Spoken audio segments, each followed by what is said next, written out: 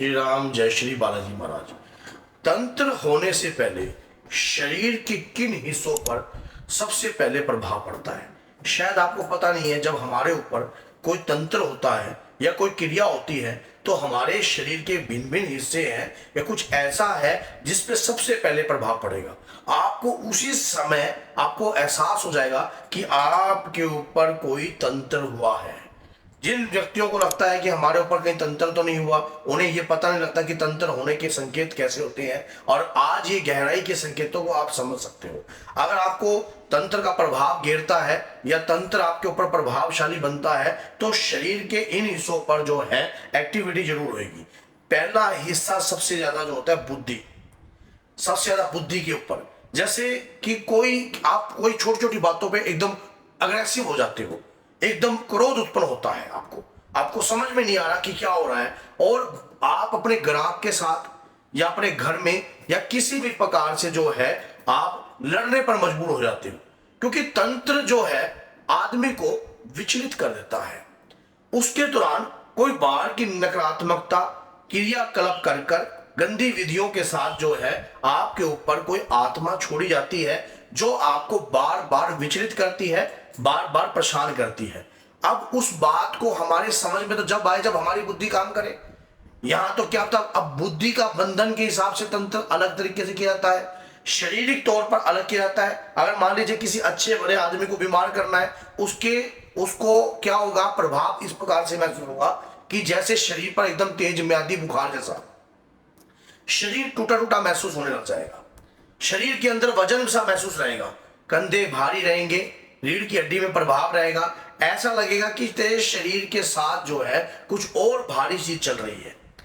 और जिनके ऊपर ये चीजें होती हैं वो इस बात को भली भांति समझ लेते हैं, उन्हें पता लगता है। उन्हें अभी जो मैं बातें बोल रहा हूं ये उनको समझ में आएगी। अगर आपके साथ भी कुछ ऐसा हो रहा है तो कमेंट में जरूर लिखना और चैनल को सब्सक्राइब करना और बेल आइकन बटन को दबाएं बगैर मत जाना, क्योंकि ऐसी ही वीडियो इस चैनल पर आपको ज्ञानवर्धक प्राप्त होती है।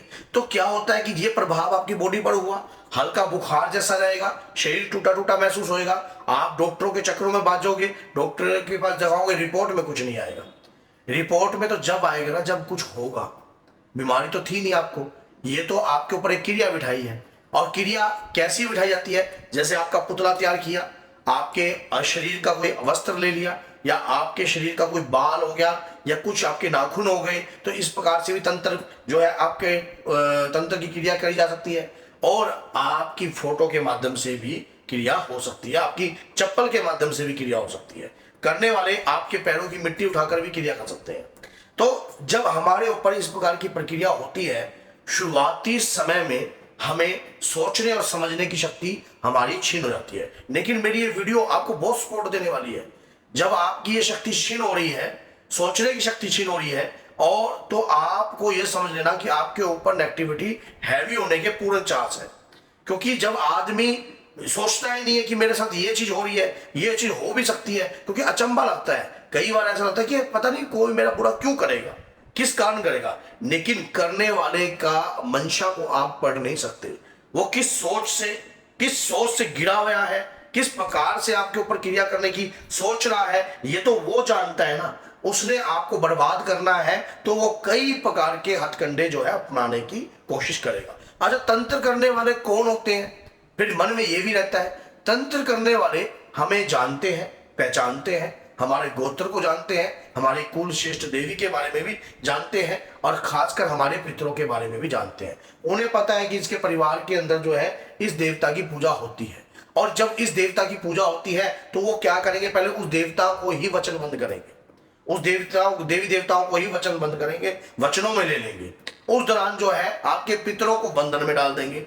अब आपके घर की सपोर्ट बिल्कुल खत्म होगी, बाहर की गंदी चीज आपके घर में प्रवेश कर गई, घर में ऐसा तनहा माहौल बन जाएगा।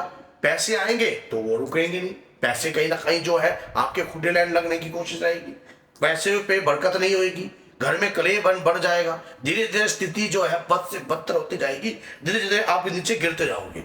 अब ये तो आपने सुन लिया, अब कई लोगों के मन में ये हो रहा होगा कि अब इसका उपचार क्या होगा वो भी मैं बताऊंगा इस वीडियो में। अगर एंड तक आप बने रहोगे तभी तो मैं बोलता हूँ कि पूरी जानकारी तभी समझ में आएगी। जब ऐसी चीजें आपके साथ हो रही हैं, कहीं से पैसा आ रहा है, बीमारी में लगा रहा है, क्योंकि करने वाले व्यक्ति किसी भी प्रकार की क्रिया कर सकते हैं।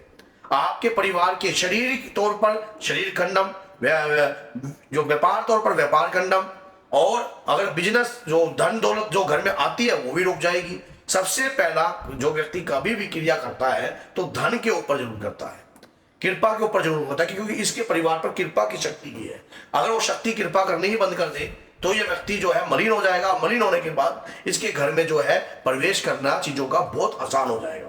तो वो व्यक्ति पहले आपको मलिन करने की दारू, ड्रिंक, मांस, मदिरा, इन चक्रों के अंदर जो है आपको डालने की कोशिश करती है चीजें।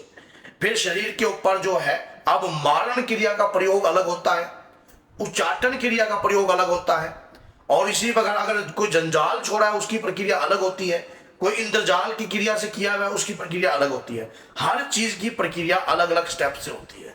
तो जो आदमी हमारे परिवार को गिरने की कोशिश करता है, गिरेगा तो वो भी, लेकिन एक वक्त पर। जिसने ये अगर ये क्रिया करी है, गिरे, रिजल्ट तो उसी को, क्योंकि दीवार पर फेंकी हुई गेंद भविष्य में वापस जरूर आती है, चाहे वो दो साल लेट आ जाए, चाहे 3 साल लेट आ जाए। या तो आपकी उसकी संतान के रूप में निकलेगी या उसके किसी कार्य के रूप में निकलेगी, लेकिन आपको घबराने की जरूरत नहीं है, क्योंकि आपके ऊपर अगर तंत्र हुआ है तो इस तंत्र के लिए, इस क्रिया के लिए हनुमान जी आपके सहयोगी हैं। हनुमान जी आपकी मदद करेंगे। कैसे करेंगे? हनुमान जी का जो है पंचमुखी कवच, पंचमुखी कवच का पाठ अपने घर में पान के पत्ते के ऊपर गुलकंद लगाकर आपने पंचमुखी कवच और उसके ऊपर कपूर और 7 लौंग और 2 मोटी इलायची के साथ प्रज्वलित कर कर पाठ करना होता है। इस पाठ को आप जैसे ही घर में करने लग जाओगे, पता है आपको हनुमान जी कौन है? माया का भक्षण करने वाले। कौन है हनुमान जी? माया नहीं उनके आगे चलती, क्योंकि अहि रावण जैसे का उन्होंने अहंकार तोड़ दिया था। अहि रावण के ऊपर जो इतना बड़ा मायावी था, भगवान राम और लक्ष्मण को मारने के लिए पाताल लोक में ले गया, तब वहां से निकालने वाले कौन लाए? हनुमान जी महाराज, बजरंगबली। जब हनुमान जी ने सोचो, भगवान राम को प्राण बचाए, माता सीता को शोक से मुक्त किया, और यहां तक कि हर कार्य में मंगलता लाई, तो ऐसा देवता सरलता से किसी की ऊपर ये सोच लेना कृपा नहीं करेगा, 101% करेगा। लेकिन उस देवता को मनाने का प्रयास होना चाहिए, उस देवता को जानने का प्रयास होना चाहिए, उस देवता को कृपा को जगाने का प्रयास होना चाहिए। अगर उस देवता की कृपा को आपके पास जगाने का प्रयास नहीं है तो ये राम स्तुति के साथ कर देना। जो हनुमान पंचमुखी कवच है, राम स्तुति का, हनुमान जी की जो 5 मुखी कृपा है ना, ये हर प्रकार के तंत्र को काटती है, हर प्रकार की क्रिया को काटती है। ये बात याद रखना ना। अगर इस विधि से आप कार्य करते हो तो लाभ 101% आपको प्राप्त होगा। तो अगर ये वीडियो अच्छी लगी है तो लाइक करना, चैनल को सब्सक्राइब करना और बेल आइकन बटन को दबाना ना भूलना। तो बोलिए जय सीता राम, जय।